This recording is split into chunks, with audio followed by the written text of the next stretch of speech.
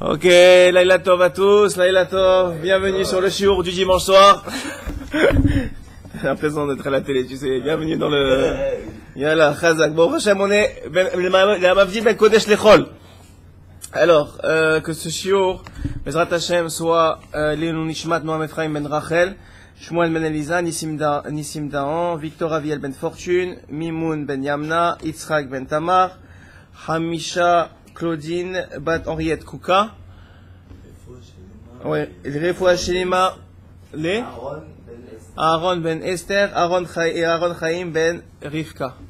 Et que chacun pense à qui il a en tête.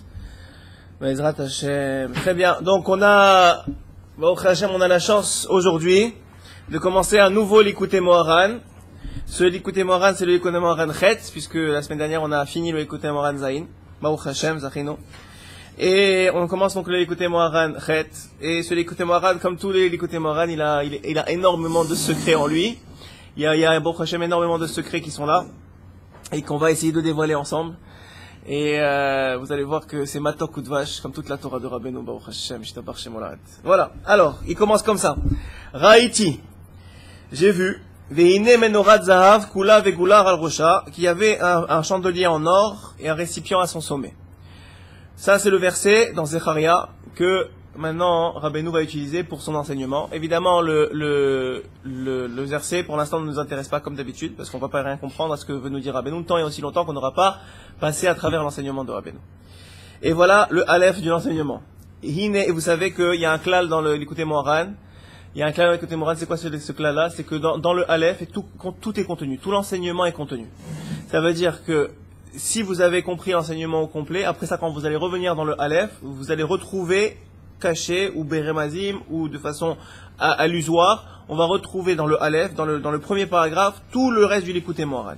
Donc en vérité, il faut bien comprendre le Aleph parce que c'est lui qui est le shoresh de tout le Likutei Moharan. Comme ça marche. Il y en a qui disent même le premier mot. Dans le premier mot, on retrouve tout le Likutei. Et bon, alors on n'est pas au niveau du premier mot, mais on va essayer de comprendre en tout cas le premier paragraphe. Hine yakar genuche venoa. Shekorim. Bon alors il appelle lui en yiddish, je vais pas le dire parce que je veux pas m'humilier en public, mais ish israéli, ok, ki hu shlemut achesronot. Voilà quelque chose qui est extrêmement précieux au jeu d'Akadosh Baruch Hu et qui est en vérité shlemut achesronot qui va venir combler tous les manques de l'homme. Il y a un secret qui est la clé de tous les manques de l'individu, qui va chercher à combler, c'est-à-dire que c'est le moyen qui va permettre d'ouvrir les portes et qui vont permettre de combler les manques de l'individu. En bien ou en mal. Est-ce que vous avez une idée? Oui, non, peut-être. Il y a quelque chose qui va ouvrir une porte dans le ciel, et cette chose-là, la vérité, si c'était pas Rabbeinu qui le dit, jamais j'aurais pensé que c'était possible. C'est incroyable, Rabbi Nathan il a dit, Rabbeinu il a tout expliqué, sauf deux choses. Une des choses dont je me rappelle, c'est quand on dort avec la main comme ça. Il dit ça, je l'ai pas entendu expliquer. Tout le reste, j'ai entendu expliquer. Tout est dans la Torah de Rabbeinu. Alors regardez ce qu'il dit ici. Il dit qu'il y a quelque chose de très très précieux aux yeux d'Hachem, et que cette chose-là, hein, elle va ouvrir les portes qui vont combler les manques de l'individu. C'est quoi ces choses-là? C'est le soupir de l'homme. Quand l'homme, il soupire. Je vois Cherki, comme ça. Quand l'homme, il soupire, ouais, ça arrive beaucoup. Et ça arrive sans le savoir, parce qu'il n'y a pas besoin d'enseignement de Rabbeinu pour avoir un soupir. Quand est-ce que le soupir... Ah, alors attends, on va voir quand est-ce que c'est bien, quand est-ce que c'est pas bien. Attends, on commence l'enseignement, Yaakov. T'enflamme pas tout de suite. Alors, écoute bien. Alors il dit... Il y a ce qu'on appelle le soupir de l'homme. Maintenant, le soupir, c'est naturel. Quand vous avez un manque, vous le remarquez. Quand il y a un manque, par exemple, tu veux quelque chose, ou par exemple, on va dire dans le Rouhani, tu veux te réveiller le matin, mais tu n'y arrives pas. Tu veux te réveiller le matin, mais tu n'y arrives pas. Et encore aujourd'hui, tu t'es pas réveillé. Qu'est-ce que tu fais? Encore aujourd'hui, je suis pas réveillé. Maintenant, même dans le Gashmi, quand c'est seulement Gashmi, quand c'est seulement matériel, maintenant, je sais pas, il y a en tout cas, nous, mais les gens qui ont encore la télé à la maison, ils sont encore dans les pubs, etc. Ils voient une pub, un truc qu'ils veulent, que depuis longtemps, qu'ils n'ont pas les moyens de s'acheter. Qu'est-ce qu'ils vont faire? Encore, tu sais, il y a ce soupir qui sort, mais tu sais pas d'où il vient ce soupir-là. Tu sais même pas pourquoi tu l'as. Rabbeinu va dévoiler ici, mettre dans cet enseignement-là. Le soupir-là, il est dans le bon comme dans le mauvais. Un moment agréable, t'es... Voilà. Tu es aussi, alors, même dans un moment, il dit à Sherman, dans un moment agréable, tu as cette envie de soupirer, de dire, Ani Ben Noach. Ani Ben Noach. Et d'ailleurs, c'est un des termes, non, vous savez qu'en Israël, on dit beaucoup Ata Ben Noach. Non, ça veut dire quoi Ata Ben Noach? C'est une expression très israélienne. Ata Ben Noach. Ça veut dire, est-ce que tu es bien? Est-ce que tu es correct? Est-ce que tu es content? Est-ce que tu es capable de soupirer de bien? Est-ce que tu es capable, est-ce que ce soupir-là de bon, en vérité, de remerciement d'Hachem, tu es en train de soupirer, en vérité, tu vas dire, merci Hachem, ça va bien. Tu vois tes enfants, tu as du nachat de tes enfants, qui est un peu les mêmes lettres de Noach, sauf qu'il y a le taf qui s'ajoute, on va expliquer pourquoi. Mais quand tu as du nachat de tes enfants, tu as ce soupir-là qui vient. Maintenant, il faut comprendre quelque chose. Ça, c'est très très précieux aux yeux d'Akadosh Baruch Hu. Et plus que ça, c'est pas seulement que c'est très précieux aux yeux d'Akadosh Baruch Hu, mais ce Noach-là, ce soupir-là, il va m'abchir quelque chose, il va aller chercher quelque chose dans le ciel. Alors maintenant, ce qui est incroyable, on va continuer. Qu'est-ce qu'il va aller chercher? Qui a liédé bechinat haneshima, à travers la respiration. Sheu haruach hachaim. C'est quoi la respiration? C'est un ruach de vie, c'est un vent de vie. C'est un vent de vie. Nivra haolam, le monde entier il a été créé. Hachem, avec quoi il a créé le monde? Avec le souffle. Avec des paroles, mais ça veut dire de quoi il viennent des paroles? Du souffle. C'est ruach hachaim. Kemoshe Katuv, Uvruach Piv, Kol Tsevam, comme c'est écrit dans Tehilim, Uvruach Piv, par le Ruach, et volontairement, je veux pas traduire le mot Ruach parce qu'il peut avoir plusieurs significations. Une des significations, c'est le souffle. Une autre signification, c'est que c'est une partie de la Neshama. Vous savez que la Neshama, elle est divisée en 5 parties, on le rappelle souvent. Une des parties, c'est le Ruach. Oui, on a Nefesh, Ruach, Neshama, Chaya Yachida, le Ruach, où il est contenu dans le cœur. Et vous allez voir que tout le sol du Ruach, il est relié à la partie de Neshama qui s'appelle Ruach aussi. Donc, et aussi, on voit qu'il y a quelque chose qui s'appelle le Ruach Hashem, qui s'appelle le souffle de vie, qui s'appelle le vent d'Hashem. Ça s'appelle le Ruach Hashem. Donc déjà, très rapidement, on a vu 3 Ruach. Le Ruach de la Neshama, le Ruach qui s'appelle le soupir, et le Ruach qui est le Ruach d'Hachem. Donc on peut pas vraiment définir. Et Rabbeinu, il va, comment on appelle ça? Ça va? Okay. Alors, le Rabbeinu, il va, comment on appelle ça? Il va utiliser ces 3 éléments-là. Il va utiliser ces 3 éléments-là pour justement étayer et expliquer qu'est-ce que ça veut dire ce Ruach Hachaim. Et pourquoi il est tellement précieux de l'Akadosh Baruch Hu. Je ne vais pas donner la clé tout de suite, je peux vous la donner un petit peu, mais on va continuer dans les mots, ok? Et Ruach Piv Kol Seva, mais Chidush Haolam Yeh Gam Ken Vifrinat HaRuach. Et même, en plus de ça, tu vas voir que le Ruach, il a un rôle même pour renouveler le monde. Vous savez que le monde, il est renouvelé à chaque seconde. Et puisqu'il a été créé avec le Ruach Elohim, alors ce même Ruach-là, à chaque seconde, il recrée le monde. À chaque seconde, il donne de la vitalité au monde. Parce que le Ruach aussi, c'est la vitalité. Et en vérité, ici, Rabbeinu, il va t'expliquer pourquoi nous, bon, Hachem, on a ce truc-là, on a un très bon exemple dans cette grille-là, que tous les matins après la tefila, on danse et on chante. Pourquoi avant les shiurim on chante? Je sais pas, des fois on commence la vidéo un peu avant le shiur, vous voyez qu'on est en train de chanter, on a un icône. Pourquoi? D'où elle vient cette envie? C'est pas, personne ne vous demande, on vous force pas. N'est-ce pas? Personne ne vous force à chanter là, vous êtes arrivé, on a chanté. D'où il vient cette envie de chanter là? Elle vient de ce Ruach HaChaim. Ce Ruach HaChaim, il te donne de la vitalité. Cette vitalité qui fait que tu es toujours mechadesh dans ta avoda. Tu es mechadesh, c'est-à-dire que tu es toujours renouvelé dans ta avoda. D'où elle vient ce regesh?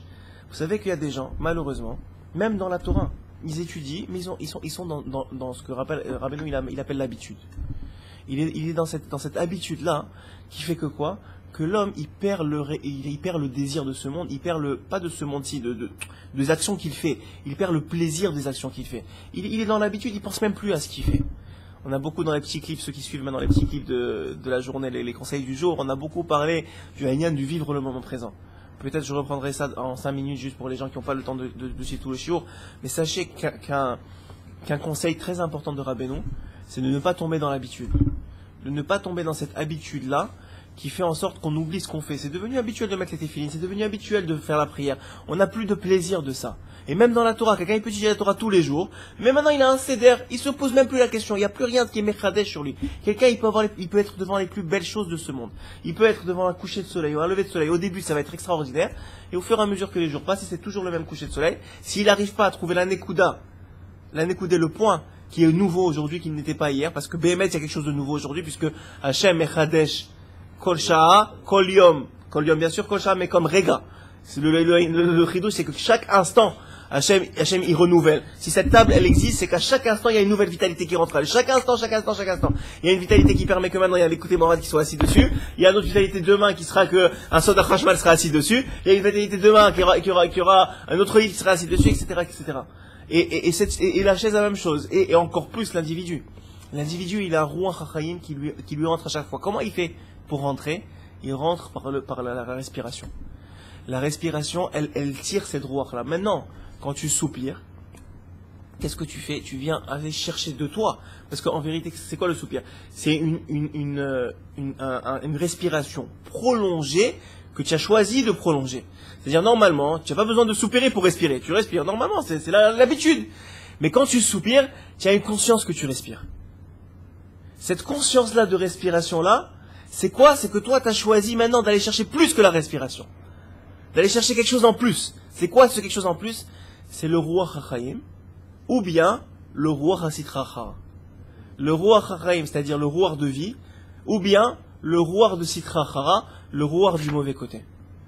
Maintenant, qu'est-ce qui définit que tu t'en vas vers le Ruach HaChaim, que tu vas chercher maintenant de la vitalité pour servir Hachem, ou que tu vas chercher de la vitalité pour les plaisirs de ce monde et pour servir le côté du mal? C'est pourquoi est-ce que tu soupires?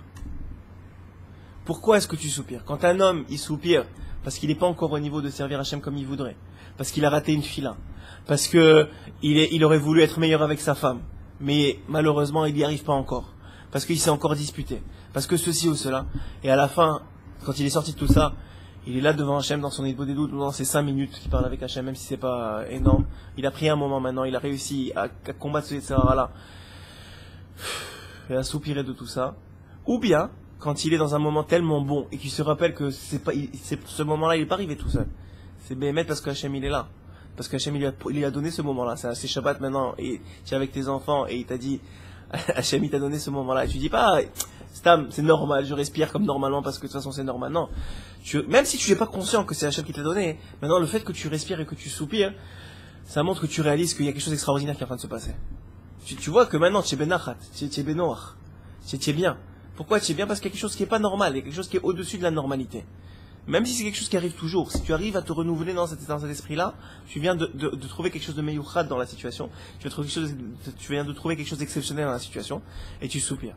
Et Rabbeinu, il dit, maintenant quelqu'un qui soupire de façon générale, je croyais que j'attendais la bracha, je croyais que j'y avais... Maintenant celui qui soupire de façon générale pour l'Ershot Kodesh, c'est pour ça que quoi? Que quand vous allez dans une synagogue Breslev, de façon générale, vous allez entendre pendant la Hamida que des soupirs. Et ça va finir par un oi. Tu vas dans une synagogue Breslev, il y a que des oi. Tu vas où Rosh Hashanah, tu vas dans une synagogue, tu entends oi. Qu'est-ce qu'il y a? Il y a des gens qui les frappent, c'est quoi l'histoire? Non, ils cherchent le soupir de Kedusha. Ils cherchent à aller chercher le Ruach HaChaim. C'est pas par qu'on nous regarde, c'est pas pour faire semblant, c'est parce que Béhémet, sachez et soyez convaincus que chaque chose qui existe dans ce monde, elle est en vérité pour servir Hachem et pour se rapprocher de lui. Tout ce qui a été créé dans le monde, c'est seulement pour se rapprocher de lui. Maintenant, nous, on a oublié à quoi ça sert. On a oublié pourquoi on respire. On a oublié pourquoi ça. Alors on dit, bon, la respiration, c'est normal, parce que tu as besoin pour vivre. Mais sache que même dans ça, il y a des secrets. Même dans ça, il y a une façon de se rapprocher d'Hachem. Même dans ça, il y a une façon de maximiser la respiration. Non, les élèves Alpha Dalim, il y en a qui ont sorti une science de ça, qui s'appelle le yoga. Le yoga, c'est quoi? C'est la science de la respiration. Et qu'est-ce que tu vas voir chez eux? Ils vont te dire, c'est quoi le yoga? Respire profondément, et attends 5 secondes, que tu respires, et ensuite tu ressouffles. Et tu vas voir que eux, ils vont te dire, les scientifiques, ils vont dire, ça invoque le système parasympathique, qui est genre le système du noir. C'est quoi le système parasympathique? C'est celui du repos. Et comment tu fais pour l'activer? Tu vas voir les scientifiques, ils vont te dire quoi? En préparant le shiur Mina Shamayim, je suis tombé sur comme ça, un petit kéta comme ça, qui parlait de ça. Comme quoi Hachem il prépare tout. Il t'envoie même chez les, à travers les goyim, il t'envoie des informations pour pour renforcer la Torah. Et qu'elle n'a pas besoin de renforcement. Mais ceux qui l'écoutent probablement qu'ils avaient besoin de ce renforcement-là que je vais dire. C'est pour ça que je l'ai trouvé. Ils disent les goyim que quand tu respires profondément, ils ont trouvé, en tout cas les scientifiques, ils ont trouvé que quand tu respires profondément, ça active le système parasympathique. C'est quoi le système parasympathique? Vous savez qu'il y avait deux systèmes dans le corps, pour ceux qui ont fait un peu de science dans leur vie. Il y a le système sympathique et le système parasympathique. Le système sympathique, c'est celui du stress. C'est celui que quand tu es en stress, il s'active tout de suite. Et le parasympathique, c'est celui quand tu es bénoir, c'est celui du système de repos. Quand tu dors, tu es en système parasympathique. Ok? Très bien. Bon, en tout cas, quand tu fais pas de cauchemars et de rêves qui te stressent le cœur. Mais tu es dans le système parasympathique. Ok? On s'éloigne un peu du sujet, mais c'est pas grave. C'est très important de comprendre ça. Donc, en vérité, ils disent les scientifiques, comment tu fais pour activer? Maintenant, même quand tu es pas en période de stress, vous allez remarquer qu'on respire toujours rapidement. Même si maintenant t'es au travail, maintenant il y a rien qui te stresse vraiment. Mais on est toujours en sympathique. De plus en plus, on est revasman. La plupart du temps, on est en système sympathique, on est en système de stress. On est en système de respiration. Et comment on sait ça? Comment vous savez ça? Moi, je l'ai essayé cette dernière semaine. Si vous essayez, c'est aussi un autre conseil que peut-être je développerai. Si vous essayez maintenant de faire ce que disent ces goïms-là, de respirer profondément juste pendant 5 minutes, vous allez voir que vous n'allez pas y arriver. Vous n'allez pas y arriver à faire cette respiration-là longue pendant 5 minutes, vous n'allez pas y arriver. Ça va vous bloquer parce que on n'a plus l'habitude de respirer comme ça. Pourquoi? Parce que Bémet, on n'est plus dans un dor de noir, on n'est plus dans un dor de tranquillité. On est dans une génération qui même quand tu crois que tu es tranquille, tu es toujours à courir après quelque chose. Et ça, c'est le sort aussi des doutes. Et c'est le sort de ce qu'il est en train de dire ici. Que quand tu respires profondément et quand tu soupires, quand c'est pour des bonnes choses, tu viens d'aller mamshir, tu viens d'aller chercher le Ruach HaChaim. Et quand tu soupires pour quelque chose qui n'est pas positif, je sais pas moi, quelqu'un il est dans la rue, il regarde une femme, et c'est pas sa femme, et il soupire de ça. Il vient aller chercher dans le Ruach Sitracha. Il dit plus que ça. Rabbeinu, il dit, le Shoresh, puisque c'est Hashem Yitbarach qui donne ce Ruach là, donc le Shoresh, la source du Ruach HaChaim, c'est Hashem. Et il va expliquer comment on va chercher chez Hachem. Mais le shoresh de Sitracha, même si c'est Hachem qui a tout créé, c'est pas Hachem qui va te souffler ça. D'où il vient ce souffle-là? Il vient du Gehinam, de ton propre Gehinam. Tu es en train d'attiser les flammes de ton propre Gehinam. C'est complètement fou. Alors attends, il dit ici. כמו שכתוב תשלח רוחך ייבראון ותחדש פני האדמה. ורוח, גם כן חיות האדם. ורוח, גם כן, j'essaie de chercher le roi Chachaim, comme ça je vous sors quelque chose d'après. Vas-y là, donc, dis-moi. Peut-être qu'il n'y a aucune différence et que ça n'a aucune importance. Vas-y. Si ça te vient dans l'esprit, c'est que ça a une idée. Vas-y. Un soupir davantage par le nez ou par la bouche. Est-ce que ce que tu es en train de développer, ça fait plutôt un soupir qui viendrait par le nez ou par la bouche? En sachant que, évidemment, quand tu poses la question, on sait que... A priori, ça doit rentrer par le nez. Parce que c'est écrit là-bas, dans un autre... Même si on peut pas, c'est pas bien de... La source de vie, Hachem nous la donne par le nez. Par le nez. A priori, c'est le nez. La neshama, elle rentre par le nez. A priori, c'est le nez. Même quand tu respires par la bouche, il y a toujours un peu qui se rentre par le nez. Mais c'est très bien. Est-ce que quand on respire pour le roi Chaim, on peut remarquer que ça vient par le nez? Parce que tu es bénoir. Et quand tu respires pour des choses de ce monde, tu es plus par la bouche. Est-ce qu'on peut dire ça comme ça? Je sais pas. Peut-être. Moi, il faudrait voir une estimation expérimentale. Mais Rabbeinu dit pas ça. Alors? Ouais. Ouais. Son premier soupir. C'est par le nez. Ça rentre par le nez. C'est écrit par le nez, ça ouvre les poumons. Le bébé, ça rentre par le nez, ça rentre par les poumons. Ça c'est écrit que Ruach Hashem, c'est par le nez. C'est la neshama, c'est écrit que la neshama elle rentre par le nez. La neshama c'est connu. Le Zohar il dit ça, hein? Mais oui, mais c'est pas le souffle de vie. Exactement, c'est le souffle de vie. C'est sa première respiration. C'est neshima. C'est pas. Et on va rentrer dans les détails du côté moral. Et où gam ken chiyut adam. Sachez que ce ruach là, la respiration de façon générale, mais ce ruach là en particulier, c'est la chiyut adam, c'est la vitalité de l'homme, comme on a dit. Qui chiyut adam ou neshima, parce que la vitalité de l'homme, elle vient de sa respiration. Arrête de respirer, tu vis plus, c'est tout.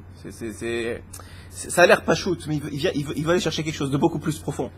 Parce que sachez une chose, les choses les plus profondes sont cachées dans les choses les plus simples. Je le dis souvent, mais les choses les plus profondes, c'est juste une conscience des choses simples. C'est juste qu'on n'a pas conscience de ce qui est caché dans les choses simples. Et sachez que dans notre génération, c'est pour ça que ça nous est révélé à nous, on est tellement bas, Baruch Hashem, je vais vous dire franchement, Baruch Hashem qu'on est tellement bas, parce que maintenant on est en train de nous dévoiler que les secrets qui sont dans les choses les plus simples qui existent.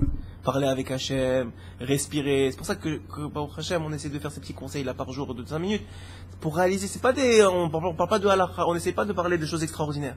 Baruch Hashem, il y a beaucoup de grands Talmidei Chachamim qui parlent de choses extraordinaires. Mais simplement de se rappeler, de prendre conscience, simplement de prendre conscience des choses qu'on a déjà en nous. La respiration, le remerciement, dire merci, le fait de parler avec Hachem, c'est des choses qu'on parle, tout le monde parle. Mais prends conscience qu'il y a un Kadosh Baruch Hu, parle avec lui, prends conscience que tu respires, respire pour lui.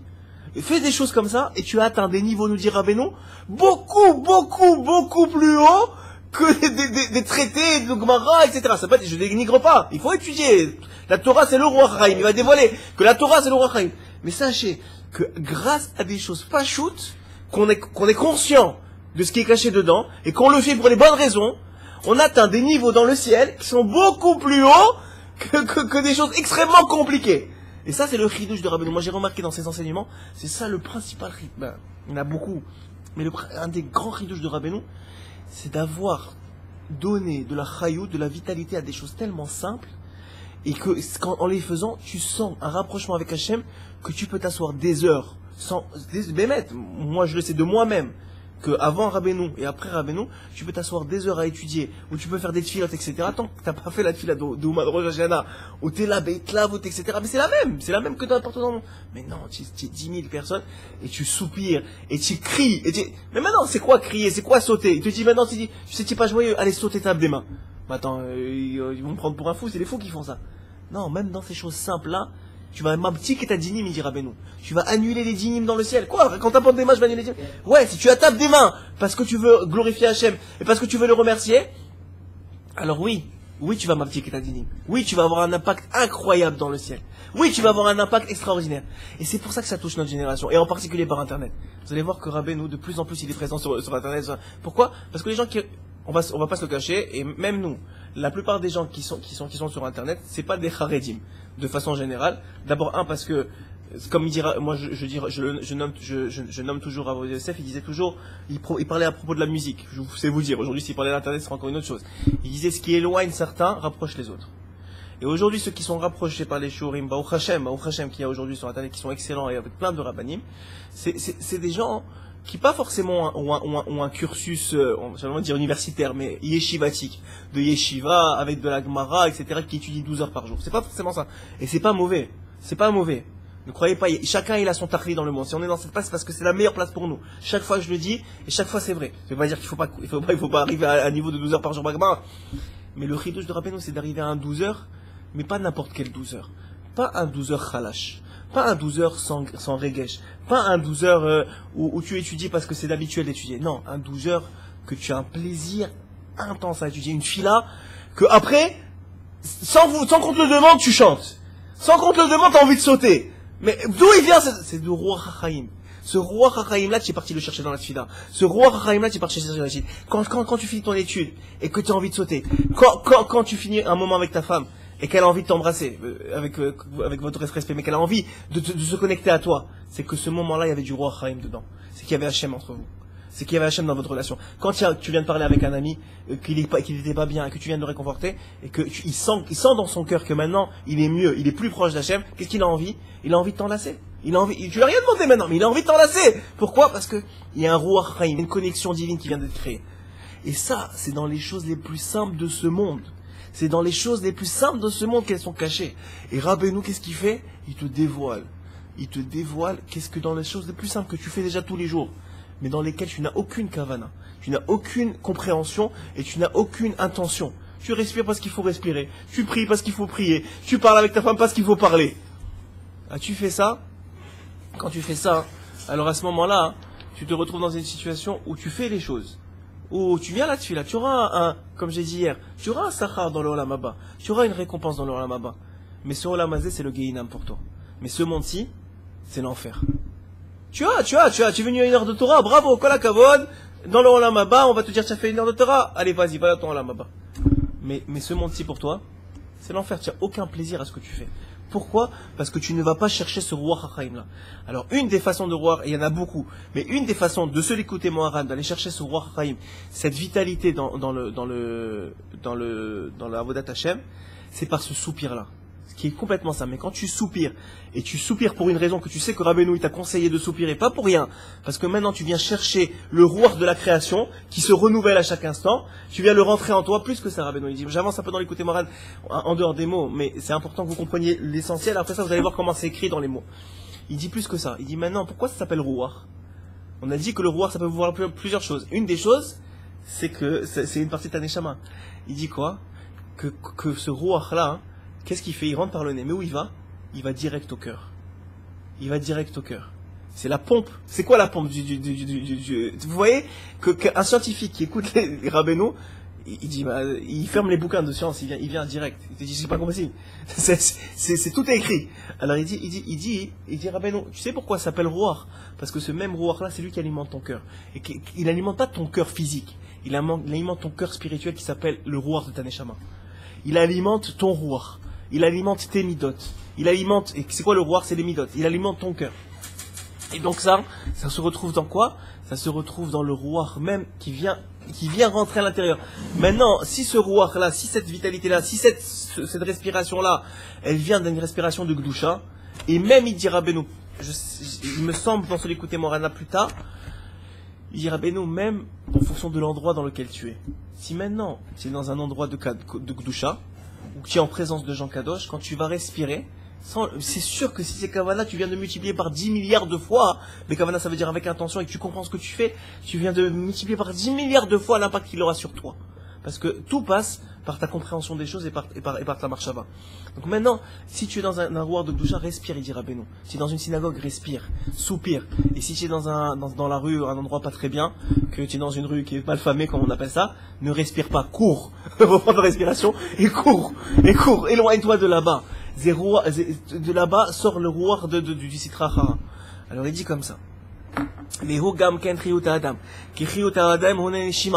chiyut, la vitalité, c'est la neshima, c'est la respiration. Comme c'est écrit dans la Torah, Vaifar be'apav nishmat chaim, que c'est écrit que tout ce qui est animé, de quoi ça vit? La nishmat chaim, d'une neshama, d'une respiration. Nishmat, c'est une respiration aussi de vitalité qui s'appelle le roi de vie, qui rentre par où? Kol asher nishma roi chaim be'apav, par les narines. Toutes les respirations elles rentrent par les narines. Et comme c'est écrit par les Chachamim, im tersar aneshima, tersar achaim. Si tu perds la neshima, si ta neshima elle fait défaut, si ta respiration elle fait défaut, alors tu perds la vie. Quoi? Les Chachamim ils ont besoin d'écrire ça, Bémet. Ils ont besoin de nous donner une chose aussi simple que ça, que si tu arrêtes de respirer, tu meurs. Je veux dire, tout le monde sait ça, même le bébé, il sait qu'il faut pas arrêter de respirer, tu rentres dans l'eau, tu arrêtes de respirer, c'est fini, il y a plus rien. Non, si tu arrêtes de te connecter au roi Hachaim, si tu arrêtes de te connecter à la vitalité, à la respiration de vie, alors sache que tu seras mort spirituellement aussi. Si tu arrêtes à te connecter à un roi de vie qui vient d'Hashem Yitbarach lui-même, alors à ce moment-là, sache que tu seras mort spirituellement. Tu vas être vivant, mais tu seras mort spirituellement. Ça veut dire quoi être mort spirituellement? Ça veut dire que tu ne ressens plus les choses. Tu ne ressens plus ta Avodat Hashem. Tu peux prier, mais t'es mort. Tu ressens plus. T'as pas de regesh, t'as pas envie de chanter, t'as pas envie de sauter, t'as pas envie t'es pas Beit Lahavut avec Hashem. Comment ça se fait? Yesod HaOlam il est là. Le fait d'étudier la Torah, Hashem il est dedans. Comment ça se fait que tu étudies la Torah et que tu penses à qu'est-ce que tu as mangé tout à l'heure et qu'est-ce que tu penses, quand est-ce que ça finit? Comment ça se fait? Mais si Hashem il t'es connecté maintenant, ça veut dire que t'es pas vraiment connecté. Pourquoi? Parce que t'es pas avec le roi Chaim. Sache, le secret dans cet enseignement du sage, c'est pas si t'arrêtes de respirer, ça n'importe quel scientifique peut dire, t'arrêtes de respirer, tu meurs. Non, sache que si t'arrêtes d'aller chercher le roi Chaim, de soupirer pour la Gdusha, de respirer dans des makom de Gdusha, de respirer volontairement, et de prendre cette respiration-là, sache que même spirituellement tu es mort, ou tu vas mourir. Lo alenu. Nimtsa. Ki eikar chiyut kol adevarim hu bechinat ruach. Alors sache que l'essentiel de chaque chose qui a été créée, c'est le roi. Pourquoi? Ki sheyesh chisaron be'ezedavar, que quand il y a quelque chose qui manque, quand on a un manque. Alors maintenant vous allez comprendre pourquoi on manque. Pourquoi est-ce qu'on a un manque? Aikar achisaron hu bechinat achiyut shel oto adava. L'essentiel de ce manque, c'est l'aspect de la vitalité de cette chose-là. Qu'est-ce que ça veut dire? Ça veut dire que pour qu'on vive, il faut qu'on ait des manques. Parce que sinon tu respirais pas. Tu n'as pas besoin de soupirer si tu n'as pas de manque. Qu'est-ce qu'on dit dans la bracha après avoir bu un verre d'eau? Allez-y. Baruch, Ata Hashem, Boré Nefashot Rabot, Vechesronam. Vechesronam. On bénit Hashem, Baruch Ata Hashem, oui. Boré Nefashot qui a créé les Nefashot, qui nous a créé, ouais. Nefashot Rabot, beaucoup. Avec quoi? Avec leur manque. Comment tu dis Hachem, merci de m'avoir créé avec des manques? Non, crée-moi parfait. Non, mon grand. Tout ce monde-ci, il a été créé avec des manques. Pourquoi? Parce que c'est ta façon maintenant que tu manques de te connecter à Kadosh Baruch Hu. Ce manque-là, il va te driver, on dit. Il va te forcer à te connecter à Kadosh Baruch Hu. Et à chercher le Ruach HaChaim. Il va aller chercher le Ruach HaChaim. Pourquoi? Cette même chose, à laquelle il manque quelque chose, c'est en vérité, sa vitalité, elle est contenue dans ce manque-là. Pourquoi? Parce que ce ruach-là, c'est lui qui lui donne son existence. À chaque fois, il va chercher un nouveau ruach. Et ce nouveau ruach, c'est lui qui le fait exister. Et le soupir, en revanche,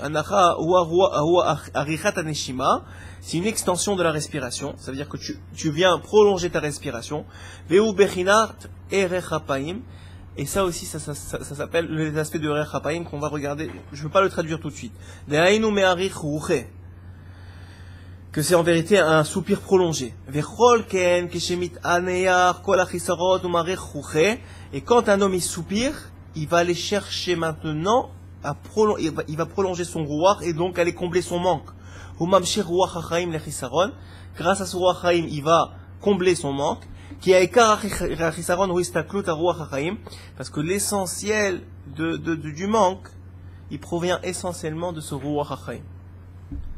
Ok, donc ça c'est le premier paragraphe vers ce premier paragraphe. Donc tout ce que vous allez comprendre maintenant, c'est qu'il y a quelque chose de très très précieux que c'est des choses très très très précieuses.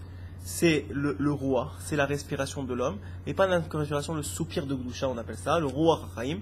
C'est aller se connecter à travers ta respiration là, avec le souffle de vie que Hachem il donne à chaque instant pour créer le monde et pour te maintenir à toi. Et lorsque tu viens maintenant soupirer pour des choses de Gdusha, et tu le fais, des fois tu le fais pas consciemment, mais essayons de le faire consciemment. Dans la tefila maintenant, je sais pas, tu es dans la bracha de Atachonen Vadamdarat, que tu donnes à l'homme l'intelligence. Et tu dis Hachem, je suis tellement chasser dans ce niveau-là. Et tu souffles pour ça. Et tu es là, et tu respires et tu souffles pour ça. Pour Hachem, s'il te plaît, donne-moi plus d'intelligence. Tu viens par cette respiration-là, m'amchir l'intelligence dont tu as besoin. Tirer l'intelligence dont tu as besoin. Et même dans la gashmiyut, quand tu respires pour quelque chose, tu viens m'amchir. Maintenant, si c'est quelque chose de mauvais, ça c'est encore tu viens de sortir le roi de Sitra Achara, et à ce moment-là, tu te connectes avec un aspect qui est complètement différent, ok? Maintenant, il va nous donner, le deuxième paragraphe, il parle de où se trouve ce roi Hachaim. Maintenant, on a dit comment on fait pour aller chercher, c'est par la respiration, par le soupir. Maintenant, où est-ce qu'il se trouve dans ce roi Hachaim? Voilà, il va dire, mais Aïn Mekablim Roi Hachaim. D'où on sort ce roi Hachaim? D'où il vient? C'est quoi sa source? Da Sherika Aouar Hachaim, que l'essentiel du roi Hachaim. Mekabelim Me'at Tzadik Ve'arav Shebador, il vient du tzaddik, que lui, il a réussi à contenir ce roi Hachaim là, à être connecté avec Hachem de telle façon que maintenant il est connecté au roi Hachaim, ok? Vous suivez? Si vous avez des questions, allez-y, il n'y a pas de problème, ok? Ce roi Hachaim, et ensuite de ça, et aussi Rav Shebador, il donne une nuance ici, qu'il y a aussi un tzaddik de la génération, que lui il est mamshir le roi Hachaim, il ramène dans ce monde ce roi Hachaim, cette connexion avec Hachem particulière. Ok? Qui est Rikar Roi Hachaim. Parce que l'essentiel de ce Roi Hachaim, il est où? Il est Torah. Il est dans la Torah. Maintenant, quand vous écoutez un shiur, vous venez de vous connecter avec le Roi Hachaim. Quand vous étudiez la Torah, vous venez de vous connecter au Roi Hachaim. Maintenant, est-ce que tu vas réussir à concrétiser ce Roi Hachaim dans la réalité? Ça, c'est seulement par l'action du soupir. Mais le potentiel, la source, elle vient de la Torah.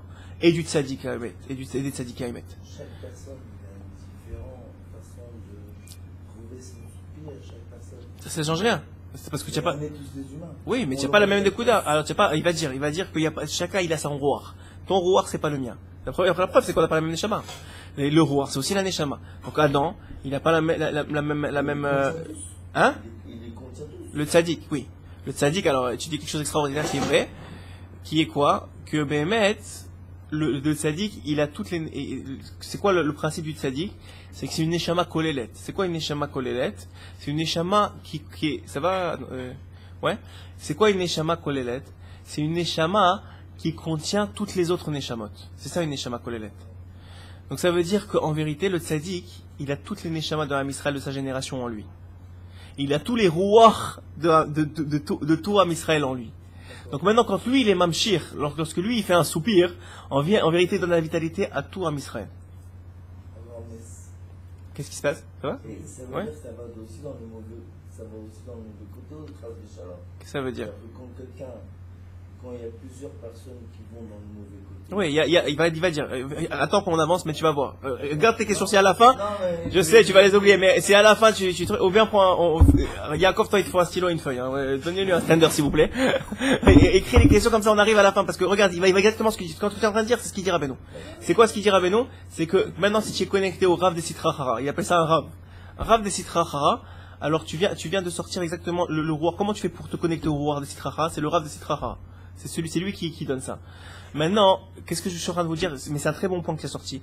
Puisqu'il dit que le rouar, il est contenu chez le tzaddik, c'est parce que le tzaddik, il est kolélet. Il est neshama kolélet, c'est une chose très importante à comprendre. C'est d'ailleurs le secret de Oman Rosh Hashanah. C'est quoi le secret de Oman Rosh Hashanah? C'est quand tu vas à Oman Rosh Hashanah, c'est qu'est-ce qui se passe? Il dit Rabbeinu, moi, étant donné que je suis le tzaddik de la génération, jusqu'à Mashiach, que je suis à une génération, sans dénigrer aucun autre tzaddik. Il y a plein de tzaddikim que vous êtes aussi kollel. Par exemple, je suis sûr, certains, c'est pas, d'ailleurs Rabbeinu il dit, que maintenant, quand tu nais dans une certaine famille qui est attachée à un tzaddik, ta neshama, elle est connectée à ce tzaddik-là. Elle est contenue dans ce tzaddik-là. Vous allez me dire, les Chabad, leur neshama, elle est contenue chez le Rabbi de Lubavitch. C'est pas d'ail. Maintenant, Rabbeinu il dit, moi, je suis le tzaddik de la génération. Ça veut dire quoi? Et je vous garantis, même si ça, dans mes mots à moi, ça a l'air de la gava, dans ses mots à lui, c'est pas de la gava, 1000%. Ne m'écoutez pas, écoutez-le lui, parce que c'est pas de la gava. Il vous dit juste, c'est un conseil qu'il vous donne. Alors, il vous dit simplement, comme lui, il est kolélet, c'est-à-dire comme lui, il est avec la génération, alors à ce moment-là, toutes les neshamas de la génération, depuis qu'il est venu dans ce monde jusqu'à Mashiach, ils sont contenus en lui. Donc maintenant, quand toi tu vas au Man à Rosh Hashanah, Rabbeinu il dit, on s'éloigne un peu mais c'est pas grave, on s'approche de Rosh Hashanah, c'est maintenant qu'il faut prendre des billets. C'est maintenant qu'il faut prendre, je vous dis, c'est maintenant qu'il faut prendre des billets, c'est maintenant que ça se joue. Alors il faut beaucoup prier surtout. Et qu'est-ce que je disais? Ah, Mérila. Donc oui, il est kolélet, ça veut dire quoi? Ça veut dire que maintenant, il dit Rabbeinu, que c'est quoi le but de l'homme dans ce monde? C'est de faire son tikkun. Ouais, c'est de faire sa réparation. Tu viens dans ce monde, on est revenu plein de fois, pourquoi? Pour faire son tikkun. Mais on sait pas c'est quoi notre tikkun. À l'époque, il y avait le Rei Kadosh qui était aussi, lui, Neshama Kolélet, qui était aussi le tzaddik de la génération. On allait chez le Rei Kadosh, il te dit, voyez ton front, il disait, ok, ça c'est ça, tu dois faire ça et ça et ça. Ok. Maintenant, on n'a pas ça, on n'a pas le Rei Kadosh, on a Rabbeinu. Rabbeinu, il te dit, moi je vais pas te dire, parce que c'est trop un grand migra, que maintenant je te dévoile à toi en rêve, ou en truc, et je te dis, qu'est-ce que tu veux faire? Bon, peut-être que je pas assez oré, mais on va faire quelque chose, toi et moi. Tu vas venir à Oman à Rosh Hashanah, tu vas venir chez moi, et je vais te prêter mes yeux. Je vais te prêter mes yeux. Qu'est-ce que ça veut dire quoi, je vais te prêter mes yeux? Ça veut dire que maintenant, moi, j'ai ta nekuda. Il appelle ça une nekuda. En traduction littérale, c'est un point. Mais la nekuda, c'est pas seulement un point, c'est qui tu es vraiment. On a dit dans le celui qui a suivi le conte, que je conseille à tout le monde dessus parce que c'est vraiment un conte extraordinaire. Le conte de la princesse disparue, on a dévoilé là-bas que nous, on est le Sheni Lameler. La nekuda, c'est le Sheni Lameler, c'est le second du roi. C'est ça la nekuda de l'homme. C'est qui il est vraiment. Il dit maintenant, moi, je sais qui tu es vraiment, parce que moi, je suis qui tu es vraiment. J'ai en moi toi. Mais toi, tu sais pas qui tu es vraiment. Alors viens chez moi, et je te prête mes yeux. Ça veut dire maintenant, je te montre qui tu es vraiment. Et c'est ça qu'il dit Rabbeinu. Donc quand tu viens chez moi, je te donne pas de tridouchim. Je t'invente rien du tout. Je te montre juste qui tu es vraiment. Donc maintenant, quand tu retournes chez toi, c'est quoi qui est dans ta valise? Il dit, tiens, un cadeau, chacun qui vient chez moi, il a un cadeau dans sa valise. C'est quoi? C'est toi. C'est toi le cadeau. C'est toi vraiment, c'est toi le cadeau. Mais toi, tu sais pas qui tu es. Toi, tu es pris dans tous les tarboulots de ce monde. Tu sais pas qu'il faut soupirer. Tu sais pas il y a des choses simples que tu fais déjà. Mais qu'ils sont simples. Mais tu sais pas les utiliser en faire des mines d'or. Tu sais pas que t'as de l'or dans les mains. Tu le traites comme de la pierre, mais c'est de l'or. Et c'est ça qu'il dit Rabbeinu. Tu es un diamant. Mais tu sais pas, tu es plein de boue. Alors viens avec moi, je vais te montrer avec mes yeux à moi que tu es un diamant. Quand tu vas voir que tu es un diamant, tu vas commencer à nettoyer. Parce que si tu sais pas que c'est un diamant, tu sais même pas qu'est-ce que tu cherches. Si tu sais pas qu'est-ce que tu cherches, tu te dis moi je suis de la boue, j'ai même pas besoin de nettoyer, c'est moi, c'est ça moi. Je dis non, t'es pas de la boue, t'es un diamant. Viens, je te montre c'est qui tu es. Il dit ça, c'est seulement quand tu viens chez moi au Rosh Hashanah. Ça c'est le secret de Rosh Hashanah. On va faire une parenthèse, mais on va faire, je pense, tous les dimanches d'ici Rosh Hashanah. Non, mais je vous dis, Rabbeinu il dit que je veux que mes élèves ils fassent des élèves. Pas parce qu'il veut être grand ou que ça, parce qu'il sait que le tikkun ha'olam il passe par là. Maintenant, je parlais avec un ami que j'embrasse, David, qui est un de mes chavroutas. Baruch Hashem, qui me donne beaucoup de rizouk par rapport à Rabbeinu. Il est plus ancien. Normalement, Rabbeinu, il a beaucoup de sources. Baruch Hashem, on sort des séfarim. Quand on s'assoit, il y a au moins 5-6 séfers sur la table. À chaque fois, on commence un séfer. On dit, attends, mais ça c'est écrit là. Attends, on sort un séfer. Non, mais ça c'est écrit là. On sort un autre séfer. On a 5-6 séfers comme ça sur la table. Alors, il m'a dit quelque chose de très vrai. Il m'a dit que Rabbeinu il a demandé de faire des talmidim, c'est-à-dire de répandre son enseignement, parce que c'est un enseignement il appelle ça la Torah du Mashiach. C'est la Torah du Mashiach. Rabbeinu il a dévoilé que le Mashiach il va écrire un pirouche sur le Likutei Moharan. Ce que je vous dis maintenant, vous allez dire, dis-moi, mais c'est pas ça qu'il a dit à Avraham Meir. C'est pas ça. Ne m'envoyez pas quand Mashiach il va venir à vous dévoiler le vrai sens de ce que je suis en train de vous dire. Moi je vous dis ce que je comprends. mais le Mashiach il va dévoiler ça. Il a dit aussi qu'il va dévoiler un pirouche sur le Midrash. Il a dit que dans le Midrash, qui est quelque chose de simple, on croit que c'est juste des anecdotes, le Midrash c'est juste des histoires. Il dit que l'un des plus grands niveaux de la Torah est contenu dans le Midrash. Donc il dit ici par rapport à pourquoi je vous dis ça, parce que donc David il m'a dit quelque chose de très vrai. Il m'a dit comment tu fais qu'un autre individu il soit un talmid de Rabbeinu. Je vais vous dire franchement et sincèrement. Vous pouvez suivre tous les enseignements de Likutei Moharan qu'on a fait jusqu'à maintenant et vous pouvez finir le Likutei Moharan. Et c'est très très bien. Et vous avez fait beaucoup de Torah et ça va changer votre vie. Mais être un talmid de Rabbeinu, c'est-à-dire être connecté au Ruach HaChaim de Rabbeinu, c'est seulement aller au Manar Rosh Hashanah. C'est seulement ça. Je vous dis, faire un talmid, c'est le convaincre d'aller au Manar Rosh Hashanah. C'est ça le convaincre, c'est-à-dire lui donner la motivation, le ratson d'aller y aller. Et il y en a qui sont allés ici, ils peuvent confirmer que c'est vrai. Et Bémet, c'est comme ça. Mais même si tu le sais pas. Voilà, il signe. Je vais pas dire son nom parce que je veux pas truquer, mais il signe que c'est vrai comme ça. D'accord, j'ai une question. Vas-y, tiens une question. Je veux juste pas m'éloigner trop du sujet, mais vas-y, tiens une question. C'est important les questions. Même les anciens familles qui ont eu Daouman, Ouais. que maintenant, ils sont. Ne rentre pas dans cette Einena. Ok? Au moins, Rosh Hashanah, c'est ce qu'il dit Rabbeinu, et un jour, j'ai demandé à Rav Kenig, enfin pas moi, David justement, il a demandé à Rav Kenig, il a fourrage, c'est écrit chez Rabbi Nathan, que la volonté de Rabbeinu, après qu'il soit niftar, c'est qu'on aille chez lui à Rosh Hashanah. Donc je veux même pas rentrer dans ça. Maintenant, il y en a que je respecte beaucoup, qui font énormément de bien, qui répandent le nom des enseignements de Rabbeinu dans le monde. Ils ont leur shita, tant mieux. Le Emet, je vais te dire quelque chose. Non, ils renient pas. Au contraire, ils grandissent. Ils renient pas du tout. Ils ont une chita différente. Ils ont une chita différente. Ils ont une chita différente. Mais moi, je te dis simplement que c'est évident. Et même eux, ils vont. Donc ça veut dire même eux, ils vont. C'est-à-dire que le Shoresh, il est chez Rabbeinu. Donc c'est pas Nenstam. Mais ça va. Alors ensuite de ça, hein. Donc, qu'est-ce que j'ai en train de dire ici? Je voulais te dire simplement que pourquoi je vous parle de ça? Parce que c'est un bon point, parmi tous les points que tu rapportes, il y a un bon point. Le bon point, c'est que pourquoi il dit que Bémet le Tzadik, il est kolélet de ce roi Chaim? Parce qu'il est kolélet de tous les rois. Il est kolélet, ça veut dire il contient, il est l'ensemble de ce roi là. Et ce roi là, pourquoi il est kolélet de ça? Parce qu'il est connecté à la Torah, à la vraie Torah. Le premier, Likutei Moharan, on a dit, c'est Torah Emet. Torah Hashem, c'est Torah Emet. Cette Torah Emet là, c'est pas n'importe quelle Torah. C'est pas n'importe quelle Torah qui est Torah Emet. On va faire une petite transgression encore une fois. Qu'on a fait par rapport à la parasha de Korach Yachatetvav lorsque je donnais Shiur. Simplement de dire que sachez, il faut que je dise ce l'écouter à la là parce qu'il est tellement important à comprendre et les gens ils se fourvoient et c'est la source de toutes les marloquettes de tout le monde entier. Chazal ils disent par rapport à Korach quelque chose de particulièrement important à comprendre, que d'un côté il n'y aura plus jamais une marloquette comme celle de Korach et son assemblée avec Moshe, et que de l'autre côté, la source de toutes les marloquettes du monde, elles viennent de celle de Korach. Donc ça a l'air contradictoire complètement. Comment est-ce que Chazal, et en particulier Rabbi Nathan dans l'écoute à la faute, il résout ce problème-là? Il explique que pourquoi est-ce que le problème de Korach et de son assemblée, c'est la source de tout. Parce que, excusez-moi, parce que ça va jamais plus arriver après ça. Parce que Korach et son assemblée, c'est la dernière fois qu'il y aura dans une dispute quelqu'un qui aura 100% raison et quelqu'un qui aura 100% tort. C'est-à-dire qu'à partir de maintenant, à partir de Korach et jusqu'à toutes les marloquettes qui viennent, et la vôtre aussi, si vous êtes disputé avec qui que ce soit, vous allez comprendre très vite que c'est que du Yetzer Hara, parce que sachez que quelle que soit la dispute, vous avez vos parents, vos enfants, vos frères, vos soeurs, ce que vous voulez. S'il y a une dispute quelconque, sachez qu'il n'y a pas Hachem dedans. Que Hachem il n'est pas là. Pourquoi? Parce que c'est sûr qu'il n'y a pas 100%, il n'y a pas un qui a 100% raison et un qui a 100% tort. Vous êtes tous en tort et en raison en partie commune. Ça c'est la première chose. Maintenant, pourquoi est-ce que c'est le shoresh de toutes les marloquettes?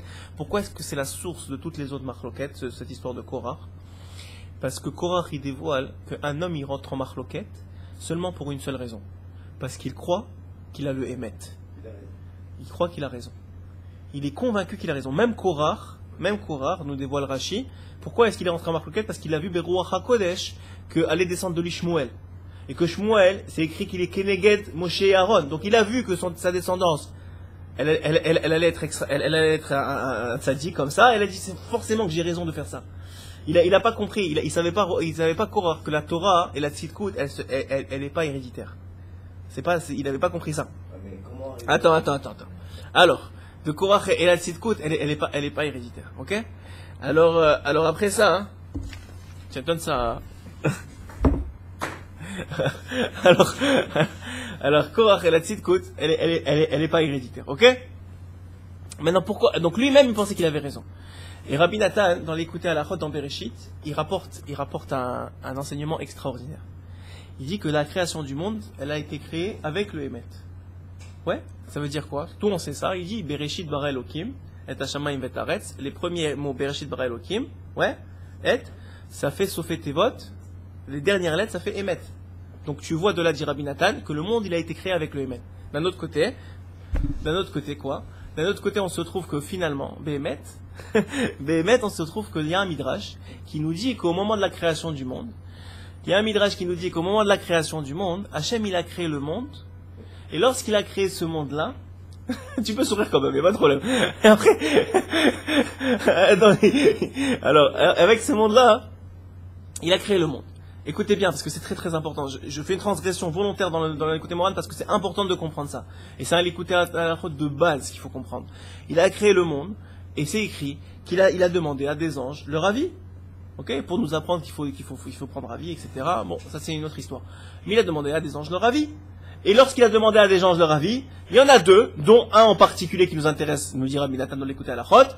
Il y en a un en particulier qui nous intéresse beaucoup. C'est qui cet ange en particulier? C'est l'ange du Hémet. L'ange du Hémet, il a dit, il faut pas créer le monde. Pourquoi? Parce qu'il y a le sheker. Il va avoir le sheker, il va avoir le mensonge. Puisqu'il va avoir le mensonge, c'est pas Kedaï, ça vaut pas la peine de créer le monde. Qu'est-ce qu'il a fait Hachem? Il a pris l'ange du Hémet, il l'a jeté par terre. Il lui a dit, tu te relèveras. Alors Rabbi Nathan a dit, je comprends pas. Si d'un côté tu me dis que le monde il a été créé avec le Hémet, mais de l'autre côté tu me dis que pour créer le monde il a jeté l'ange du Hémet par terre, ça fait pas de sens, c'est contradictoire encore une fois, oui ou non? Rabbi Nathan il dévoile quelque chose d'extraordinaire. Il dit il y a le Hémet, il y a le Hémet la mytho. Il y a le Hémet, il y a la vérité, et il y a la vérité des vérités, il y a la vérité absolue. Ok, c'est quoi la différence entre les deux? Le Hémet, il se définit par rapport au sheker. Il se définit par l'opposition au sheker, il se définit par l'opposition au mensonge. Il n'existe que parce qu'il y a du mensonge. Ok? C'est pour ça qu'il a dit, il y aura du mensonge, moi je peux pas exister. Puisque le mensonge, il prend ma place. Et pourquoi c'est comme ça? Parce que c'est pas un Hémet la mi-temps, c'est pas un 100% de Hémet. Même dans le Hémet, il y a du mensonge. Même quand tu crois que tu as raison, en vérité tu as un peu tort. Ok? Alors attends, on y arrive. Écoute, on y arrive. Et donc, ça c'est le Hémet, ok? Maintenant, il y a ce qu'on appelle le Hémet la mytho. Le Hémet la mytho, c'est la vérité des vérités. Ça c'est Akadosh Baruch Hu Be'atzmo Urvodo. C'est Hachem lui-même. Ce Hémet la mytho, il est 100% Hémet. Et même avec le mensonge, ça ne l'affecte pas, il existe quand même. C'est-à-dire que ce mensonge-là, il ne fait pas que le Hémet, il n'existe pas. Il existe. Maintenant, crois au mensonge, c'est ton problème. Mais ce Hémet-là, il existe. Il dit, c'est quoi la Nekuda? C'est quoi le point que tu sais que tu es dans le Hémet la mytho? C'est quand il y a du Shalom. Le Shalom, c'est un des noms d'Hachem. Le Hémet, c'est la signature d'Hachem. Il dit, tu peux pas signer si tu n'as pas un nom. Tu peux pas signer si tu n'as pas un nom, n'est-ce pas? Donc, quand est-ce que tu vas signer? Lorsque tu t'appelles Shalom. Lorsque Bémet, il y a du Shalom, là, si tu es dans le Hémet, la mytho. Si tu n'as pas du Shalom, sache que tu n'as pas d'Hachem. Il n'y a pas Shalom, il n'y a pas Hachem. S'il n'y a pas Hachem, il n'y a pas de Hémet. Tu es dans le Sheker, en vérité. Même si tu crois que tu es dans le Hémet. Ensuite de ça, comprenez bien autre chose. C'est que maintenant, il y a une autre Nekuda. C'est qui dit que le Hémet, il rapproche toujours. Il n'éloigne jamais. Il rapproche toujours, il n'éloigne jamais. C'est-à-dire que maintenant, toi, tu enseignes, par exemple, on va parler de façon pratique, de façon un exemple simple. Tu parles à ta femme, ou tu parles à tes enfants, et tu leur dis la vérité. Tu les éduques, tu leur dis la vérité. Mais tu leur dis pas de la bonne façon, et c'est pas le bon moment pour le dire. Ok? Alors, pour Hachem, il n'a pas besoin de cette vérité-là. C'est faux, parce que ça l'éloigne. Si tu vois que quand tu as dit quelque chose, ça a éloigné ton fils, ou ta femme, de la Torah, de vouloir faire Hachem, de vouloir faire la volonté d'Hachem, pourtant tu lui as dit la vérité, tu lui as dit une halakha. Mais c'est faux. C'est vrai, mais c'est faux. C'est-à-dire, c'est pas 100% vrai. C'est pas 100% vrai. C'est ça que ça veut dire. Ça veut dire que c'est pas 100% vrai. Ça veut dire que Béhémet, parce que le 100% vrai, il fait que rapprocher. Alors maintenant, quoi, tu vois, alors quand j'ai dit ça à Shabbat, il y a une femme qui m'a dit, alors quoi, il faut rien leur dire, c'est pas vrai, il faut pas rien leur dire. Attends. Oui, c'est ça que j'ai dit. Une seconde. Donc il dit ici que Béhémet, il y a une femme qui m'a dit comme ça. Elle m'a dit alors quoi, il faut rien leur dire, il faut pas dire à son mari quand ça va pas, c'est pas vrai, il faut dire. Bien sûr qu'il faut dire, il faut éduquer ses enfants. On va être responsable à 120 ans de ce qu'ils vont faire quand on sera parti de ce monde. C'est la preuve, c'est Béhémet comme ça, c'est écrit. C'est pour ça, bon, je vais pas rentrer dans tout le shiur. Le Rachaim HaKadosh dit pourquoi Korach, il n'est pas appelé au nom de Yaakov. Il est appelé au nom de c'est son père, son grand-père, son arrière-grand-père qui est Lévi, mais pas au nom de Yaakov. Ouais, pourquoi? Parce sa faute n'a pas touché Yaakov, mais sa faute elle a touché Lévi, elle a touché Kehat, elle a touché tous ses ascendants. Donc quand tu fautes, en vérité, c'est pas seulement toi qui fautes. Tu fautes et tu touches tous tes ascendants jusqu'à un certain point en fonction de la faute. Maintenant, ce que je suis en train de te dire maintenant, c'est pas ça. Maintenant, ce que je suis en train de te dire, c'est simplement qu'il faut savoir alors, elle m'a dit, il faut pas leur dire, il faut leur dire. Alors, j'ai entendu un exemple extraordinaire que je vais vous rapporter, qui est très très beau, que moi j'ai trouvé très beau, qui est tout à fait simple, mais qui est extrêmement beau et qui est Béhémet dans le même Aïnan. Que quoi? Qu'un homme il doit savoir. Par exemple, je sais pas, tu as amené ton fils qui est petit ou ta fille qui est petite, tu l'as amené au zoo, ok? Alors maintenant, elle est émerveillée, tu es devant les chevaux, on va dire, elle est émerveillée devant les chevaux. Et maintenant, elle te dit, papa, regarde les chevals. Alors, un imbécile, je vais l'appeler comme ça sincèrement, on est tous imbéciles un peu, il va lui dire, mais non, ça s'appelle des chevaux. Qu'est-ce que va dire la fille? Attends, papa, je te parle de ce que je ressens, tu me parles de la grammaticale, là, tu me parles des orthographes, qu'est-ce que ça me change maintenant? Ça va pas lui apporter. Elle va apprendre que ça s'appelle des chevaux, mais elle va l'apprendre de la mauvaise façon, ça va l'éloigner en vérité. Ça va l'éloigner de son sentiment de rapprochement avec Hachem, parce que maintenant elle est en train de connecter. Alors que tu dis, tu as vu, regarde ce cheval, qu'est-ce qu'il a créé Hachem, etc. Et tu vas lui dire, regarde ces chevals, tu joues son jeu. Regarde ces chevals, c'est-à-dire tu joues son jeu, tu ne le fais pas de remontrance. Mais un autre jour, ou même sur le chemin du retour, ou à un moment où il y aura un cheval sur la route, tu dis à ta fille, tu sais, ma fille, regarde les chevaux, comment ils sont beaux. Maintenant ça n'a rien à voir, c'est des jours après. Ta fille, qu'est-ce qu'elle va dire? Elle va dire, oups, ça s'appelle des chevaux, c'est pas des chevals. Attends, papa, il m'a pas dit ça, il m'a pas repris la dernière fois. Elle va dire, waouh, comment il est grand mon père. Comment il est bon mon père. Il savait que j'étais en tort, mais il m'a pas fait la remontrance. Il a attendu que ce soit le bon moment, et maintenant je vais l'apprendre. Et je vais le faire be'ahava. Ça, c'est un moussard extraordinaire pour nous. Sachez que la remontrance, elle peut arriver, mais lorsqu'elle est faite derrière Shalom, elle est faite dans le chemin du Shalom, elle est faite de façon à ne pas confronter l'autre, mais à l'aider à grandir, sachez que vous allez atteindre beaucoup plus que quand vous avez réprimé sur le coup. Ouais, c'est très difficile, moi je vous dis, c'est extrêmement difficile. Bien sûr qu'il faut avoir un niveau, il faut être connecté au Roi Chaim. Pour faire ça, il faut être connecté au Roi Chaim. C'est ça que je vous dis, il faut être connecté au Sadiq. Il faut avoir des enseignements. L'exemple que tu as donné. C'est Akadosh Baruch Hu lui-même. Akadosh Baruch Hu, il donne lui-même cet exemple Ouais. avec ses enfants. Bien sûr. Akadosh Baruch Hu, est-ce qu'il te punit tout de suite? Il te punit pas tout de suite. Il est lent. Il est Erer Hapaim. Il est lent. Il te punit pas. S'il te punit tout de suite, c'est en vérité qu'il a profité de cette punition pour te punir pour d'autres choses et celle-là. Mais il t'a pas puni tout de suite. Sache que ça fait longtemps qu'il attend. Hachem, il est Erer Hapaim. Je me demandais pourquoi on avait fait cette transition-là. Maintenant, je comprends. Pourquoi on a fait ça? Parce que Béhémet, Hachem, il est comme ça. Hachem, il nageait avec toi de la même façon. Erer Hapaim. C'est-à-dire, il est lent, il est patient avec toi. Erer Hapaim, en vérité, ça veut dire patience. Je voulais pas le traduire, mais voilà. Je vous ai traduit par l'histoire. Ça, c'est la patience. L'Erer Hapaim, c'est la patience. Hachem, il est Erer Hapaim avec toi. Il attend, il attend, il attend. Quand est-ce que tu vas faire? Tu vois, mon fils, quand est-ce que tu vas faire? Et un jour, quand c'est le bon moment, il va t'en mettre une. C'est vrai. Si c'est la façon de te ramener, il va te ramener comme ça. Il va t'en mettre une. Mais au moment où il va t'en mettre une, il va profiter de ce moment-là, que c'est le meilleur moment pour toi, parce que tu vas revenir d'un coup, et il va te faire payer, entre guillemets, il va te faire réparer. Je préfère ce mot-là. Il va te faire réparer tous les problèmes que tu as jusqu'à maintenant. Ça, c'est une chose. Et en plus de ça, il va profiter de te faire revenir vers lui. Et ça, c'est le Emet La'amito. Le Emet La'amito, c'est celui qui rapproche et pas celui qui éloigne. C'est un enseignement essentiel. Essentiel dans la Avodat Hashem, dans notre rôle d'éducateur qu'on a avec chacun des gens qui nous entourent. On a un rôle d'éducateur avec nos enfants, c'est sûr, mais même avec nos amis, même avec notre femme. Mais quand est-ce que le rôle d'éducateur il est mal pris, il est mal perçu, et il dit mais de quoi tu te mêles, etc. C'est quand il est fait de façon lorsque cette remontrance-là qui est nécessaire, je dis pas qu'elle n'est pas nécessaire, c'est la façon dont le monde il doit avancer. On a besoin des autres, mais lorsqu'il est fait de façon à ce qu'il ne confronte pas. Et ça, je vous dis, c'est un enseignement très important à comprendre. Maintenant, on va continuer parce que je veux au moins finir le deuxième paragraphe, qui est Bezrat Hashem, un deuxième paragraphe pour qu'on arrive. Ou bien, peut-être pas, mais c'est pas grave. En Bezrat Hashem, on a quand même beaucoup d'enseignements aujourd'hui. Donc on continue. Voix Torah. Donc on sait que le roi Chavim, il est contenu dans la Torah. Pourquoi? Parce que Hashem, il a créé le monde. Il a créé le monde avec quoi? Avec la Torah, avant que le souffle y sorte. Avec quoi il a créé le monde? Avec la Torah. La Torah, c'est le plan du monde. Donc en vérité, c'est le souffle de la Torah qui plane sur le monde. Et Rabbeinu, il va prouver ça avec un mapasouk. Qu'est-ce qu'il va dire?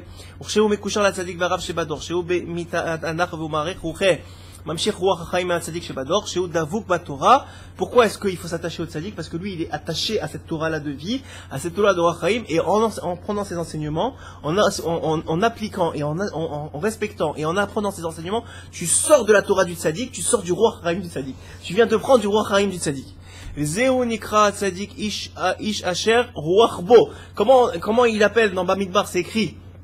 Le tzaddik, c'est celui dans lequel il y a le ruach. C'est écrit, la Torah elle dit Ish Asher, c'est un homme, Asher Ruach Bo, qui a le Ruach en lui. C'est ça, c'est le Ruach de toute notre Ruach à nous, il est chez lui. C'est le Ruach Chaim. Et à ce moment-là, il est capable, en fonction de chacun, de dire, toi ton Ruach c'est ça, je vais te le donner comme ça. Toi ton Ruach c'est ça, je t'en donne cet enseignement comme ça. C'est-à-dire que ce même enseignement, Adam, toi tu vas le sortir avec, tu vas l'appliquer maintenant de Bezrat Hashem, parce que comme je vous ai dit, l'essentiel de tout ce que j'essaye de faire moi, et de tout l'enseignement de Rabbeinu, c'est de l'appliquer. C'est de l'appliquer. C'est de l'appliquer, c'est bémet ça, c'est de l'appliquer. Si vous ne l'appliquez pas, vous avez gagné. Vous avez gagné 1 heure de Torah au Olam Haba, mais vous n'avez pas gagné le Olam Haba de ce monde-ci. Je le répéterai à chaque fois. Le Olam Haba de ce monde-ci, c'est d'appliquer les enseignements. De ce monde-ci, le Achigavoa, ok? Alors, etc. Ok, alors on va donc simplement comprendre ça. Les Oshinikrat Tzadik, que le Tzadik il a ce Ruach là, que ce Ruach là est contenu dans la Torah. Et on va finir par le verset qui prouve qu'il est contenu dans la Torah. Que j'essaie de trouver, même s'il est un peu plus tard. Où est-ce qu'il est ce verset là? Il dit ici, ok, le Ruach HaChaim là, parce que il y avait un Ruach particulier qui était Alpene Tehom, qui planait sur le monde. Ouais, c'est écrit qu'il y avait le Ruach Hashem Alpene Tehom, il planait sur les eaux. Il planait sur les eaux. C'est quoi ces eaux là? Selon le sens simple, on ne comprend pas ce que ça veut dire. C'est écrit dans Bereshit. Le Ruach Hashem, le souffle d'Hashem, il planait sur les eaux. Le souffle d'Hashem, il planait sur les eaux. Les eaux, c'est la Torah. Il plane sur la Torah. C'est le souffle d'Hashem qui plane sur la Torah. Et il nous dit le Baal HaTurim. il me semble que c'est le Baal HaTurim, j'espère que je dis pas de bêtises, mais il me semble que c'est le Baal HaTurim. Le Baal HaTurim, il dit c'est quoi ce Ruach Hashem? C'est quoi ce souffle d'Hashem? C'est le Mashiach. Le Mashiach, il plane sur les eaux. La Torah du Mashiach, elle plane sur la Torah de tout le monde entier. Elle est Mamshir Kotra Ruchot. Donc voilà, Bezrat Hashem, qu'on arrive à soupirer pour les bonnes choses et pas pour les mauvaises. Qu'on arrive à soupirer et à combler nos manques spirituels, puisque c'est de là d'où vient le complément de manque, et qu'on arrive à utiliser les choses simples pour la Kedusha et à s'attacher aux tzadikim Emet Bezrat Hashem et à tous les tzadikim Bezrat Hashem. Chazak ou Baro.